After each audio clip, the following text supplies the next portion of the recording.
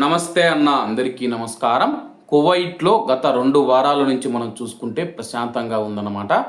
ఎక్కడ చూసుకున్నా సైరన్లు మూతలు కానీ లేకపోతే డ్రోన్లు మరియు మిసైళ్ల పీడుల శబ్దాలు అయితే లేవన్నమాట. తాజాగా కువైట్ పైన మరోసారి దాడి జరిగింది. వివరాల్లోకి వెళితే ఇరాక్ నుంచి వచ్చిన పేలుడు డ్రోన్లతో కువైట్లోని 2 ఉత్తర సరిహద్దు అవుట్ పోస్టుల పైన దాడి జరిగిందని, అయితే ఈ ఘటనలో ఎలాంటి ప్రాణ నష్టం జరగలేదని చెప్పేసి కువైట్ రక్షణ మంత్రిత్వ శాఖ ధృవీకరించింది. రక్షణ మంత్రిత్వ శాఖ అధికార ప్రతినిధి colonel Saud Abdul Aziz Al Otaibi గారు జారీ చేసిన ఒక ప్రకటనలో ఈ రోజు ఉదయం శుక్రవారం ఉదయం 2 ఫైబర్ ఆప్టిక్ వైర్ గైడెడ్ పేలుడు డ్రోన్లు సరిహద్దు కేంద్రాలపైన దాడి చేశాయి.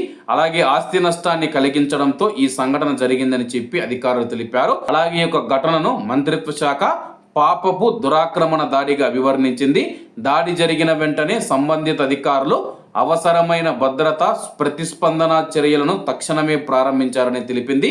ప్రస్తుతం దర్యాప్తు కొనసాగుతూ ఉందని, పరిస్థితిని చక్కదిద్దడంలోనూ జాతీయ సరిహద్దుల రక్షణ నిర్ధారించడంలోనూ కువైట్ భద్రతా సంస్థలు పూర్తి స్థాయిలో నిమగ్నమై ఉన్నాయని చెప్పి రక్షణ మంత్రిత్వ శాఖ పునరుద్ఘాటించింది. కువైట్ రాజు Sheikh Mishal Al Ahmad Al Jaber Al Sabah గారు మరియు కువైట్ యువరాజు Sheikh Sabah Khalid Al Ahmad Al Sabah గారి నాయకత్వంలో కువైట్ మరియు దాని యొక్క భద్రత కోసం ప్రార్థనలు చేస్తూ అధికారులు తమ యొక్క ప్రకటనను ముగించారు.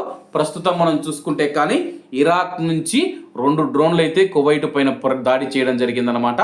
కువైట్ ఉత్తర సరిహద్దుల్లోని అవుట్ చెక్ పోస్టులు ఏవైతే ఉన్నాయో వాటిపైన దాడి జరగడంతో ఎటువంటి ప్రాణ నష్టం జరగలేదు, కేవలం ఆస్తి నష్టం మాత్రమే జరిగిందని చెప్పేసి, అలాగే ఇరాక్లో మనం చూసుకుంటే కానీ ఇరాన్కు సపోర్ట్ చేస్తూ ఉన్న మిలీషియాలు ఎవరైతే ఉన్నారో వాళ్ళు ఈ దాడులు చేసి ఉండవచ్చని చెప్పేసి కువైట్ అధికారులు ప్రాథమిక అంచనాకు వస్తూ ఉన్నారు. అలాగే ఇరాక్ రాయబారిని పిలిపించి దీనిపైన వివరణ కోరతామని చెప్పేసి అధికారులు తెలిపారు. కాబట్టి అందరూ బాగుండాలి, అందులో మనం ఉండాలి. అందరికీ నమస్తే అన్న, జై హింద్.